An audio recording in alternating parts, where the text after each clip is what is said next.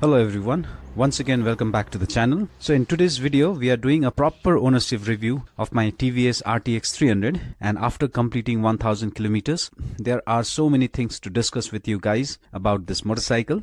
In this video I'm going to talk about why did I choose this motorcycle, how was my buying experience with TVS, what I genuinely liked about this motorcycle, what disappointed me, how it performs on the long rides, who should purchase this motorcycle and who should really avoid it, and finally my honest conclusion after living with this motorcycle for almost 2 months. So guys, make sure that you don't skip, because by the end of this video you'll have a complete and clear picture of what this RTX 300 really feels like in the real world. Please watch till the end. I'm sure by the end it's going to be worth for you guys.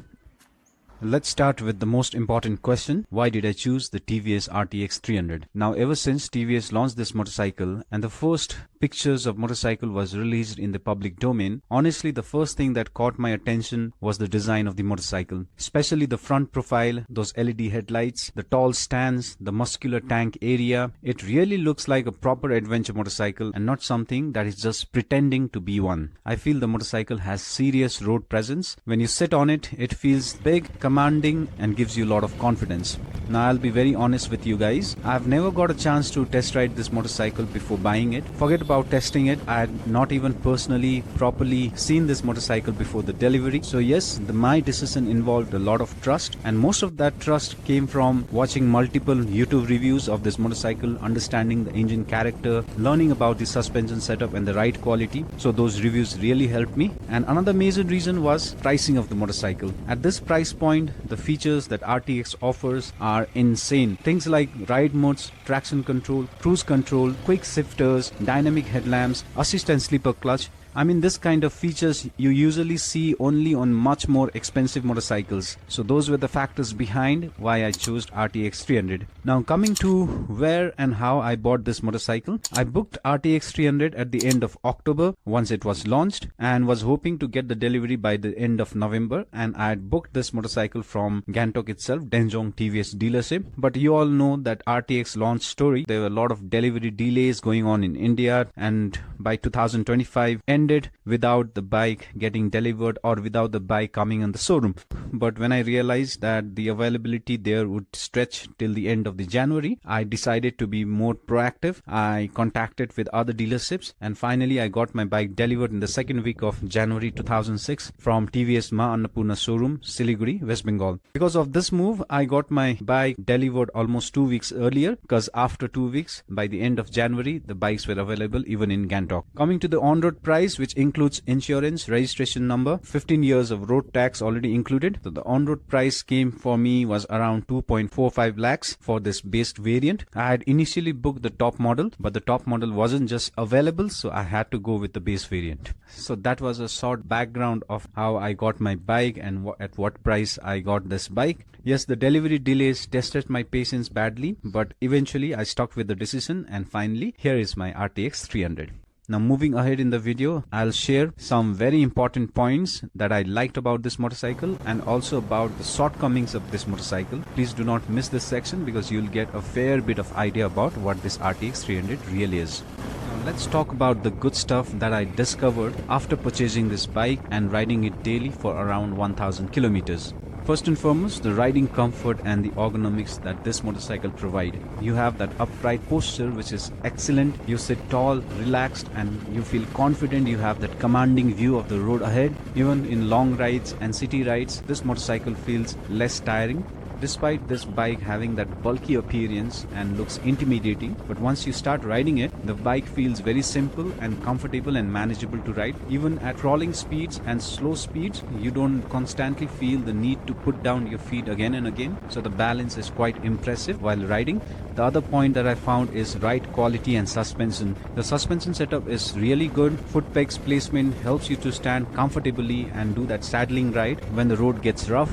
Torque delivery is smooth, power delivery of engine is quite sufficient. Even when you're riding in steep uphills, you feel that the bike is climbing effortlessly, even with luggage, even with pillion riders. Talking about the heart of the motorcycle, that is engine and the performance. Power is adequate, usable and stress-free, not so aggressive, but it's very practical. Now no doubt there are some vibrations and buzz and tingling feeling present in the motorcycle, but it's well controlled, manageable, not best in the class, not so refined, but definitely acceptable. The other thing that I liked was the features that's given in the bike. The ride modes are so well tuned, it perfectly works fine in different road conditions and riding conditions. Cruise control works perfect, traction control and ABS gives you a lot of confidence. Slipper clutch improves that engine braking, so when you are going downhill you don't need to press the brakes constantly. So I feel all the features that's given in the bike is really practical and usable in the real world. The other good thing that I found was the tire. The tire size is quite huge, 150/70 rear and 110/90 front. It really looks huge and fat. It has a good grip and the tires are from Euro grip, so it looks quite durable. Next thing that I liked about the motorcycle is quality and fit and finish. For the price, fit and finish are satisfactory. Switchgear quality, panels, the plastic, the fairings, no major complaints from my side. Now let's be realistic guys. Now you can't compare this bike with extra premium and expensive bikes. So once you start comparing with those bikes, yes, you definitely feel that the fit and finish could have been better. But at the price point that you are getting, it's completely acceptable and satisfactory. That is what I have to say. Talking about the next good thing is the fuel economy. Fuel economy is better than what I expected, so I am fully satisfied there. I'm getting around 30, 31, at times it comes down to even 29. So those mileage I'm getting when I ride in mountain conditions, road conditions, off-road, city traffic. So considering my riding style and my riding conditions, I'm pretty satisfied with what fuel economy the bike is delivering to me at the moment. The next good thing that I found is high speed stability.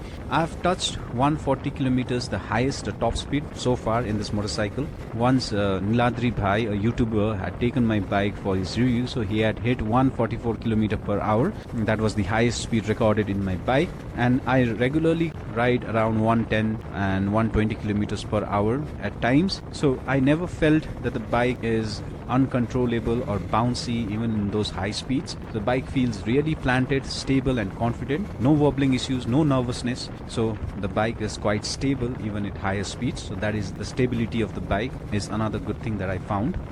And finally, I feel the road presence of the bike is really impressive. There are many people who approach me and ask me about the bike, about the on-road price, about how did I get this bike delivered, and so many other things. So that suggests that this bike has a capability of turning some heads when you are out on the road. So these are some of the good things that I found about the motorcycle. To sum it up, once again I'll repeat the points: riding comfort and ergonomics, ride quality and suspension, engine and performance, features given in the bike, tires, quality standard and fit and finish of the motorcycle, fuel economy, high speed stability and road presence. These are the points that I really liked about the motorcycle, and I found out and discovered this after I purchased this motorcycle. Now in the next section, let's talk about some of the shortcomings or things that I didn't like about the motorcycle after purchasing it. Now coming to the not so good parts of this motorcycle, first and foremost is the seat cushioning. The seat given in the bike is spacious and big, no doubt, but it's hard and firm as well. So on long rides, you'll definitely feel some pain on your bums and your lower back, and it feels that it demands frequent stops and breaks when you are going for a long ride. For short ride, it's manageable. Next is the seat height. Now at 835 mm, the seat height is really challenging for me, at least now. I found it challenging at times, especially when I'm riding in traffic and in mountains, in difficult terrains. But remember, this is my personal issue. Most of these adventure motorcycles getting launched nowadays have a high seat height. So that is one of the characteristics of the adventure bike. So in that perspective, the taller riders will not have any problem, any issue riding this motorcycle. But for short riders, they might struggle at times. So this is also one point that I want to put it out here. Next one is the brakes. The brakes of the motorcycle could have been better. That is what I have to say. The ABS intervenes quite early and it reduces the bite. It feels that your bike is taking a little bit longer to stop during that emergency braking situations. I feel that other bikes like KTM and Himalayan has a better braking system. So yes, the brakes is another part where I feel that it can always improve. Maybe I have to change the brake calipers later. I'll do some research and find out how the braking can improve.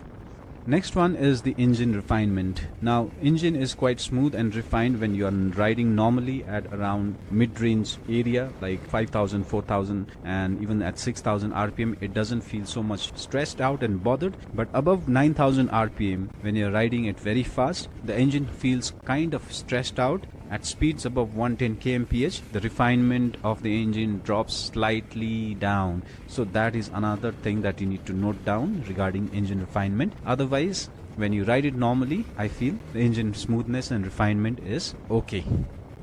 Next up is the suspension. Even though I said the motorcycle's suspension is good enough, but it has some kind of limitations. Good, but it's not best in class, I would say. On a very bad roads and rough patches and really harsh trails, you feel that your bike is demanding you to slow down. You don't have that confidence to jump above those potholes and bumps efficiently like other trail bikes do. So yes, it has some limitations, the suspension, and it's not suitable for harsh road conditions. The next point that I want to put up is the gear shifting. Now this gear shifting is not constantly going to bother you, but especially during downshifts, particularly when you're going from third to second during uphill climbs, it feels slight jerky and slightly stuck. So yes, at times I feel that the gear shifting could have been smoother. And the final point that I want to put up, this I've already said in one of my shorts video, that my bike has a right pulling issue, particularly when I leave both my hands off handlebar, and I have noticed this many times. Once I put my bike in the cruise control at around speed of 70 kilometers per hour and left both my hands, and then the bike was leaning to the right side slowly by slowly. It's not abrupt, it's not aggressive, it's not all of a sudden, and it doesn't feel dangerous also, but you feel that the bike is going to the right side and you have to use your body balance to make sure that it's straight enough. But yes, the bike slightly pulls to the right. Many other people have contacted me after that shorts video, and they were also saying that they also have the similar kind of issue present in their RTX 300. So those were some of the points that I feel are the shortcomings of this RTX 300.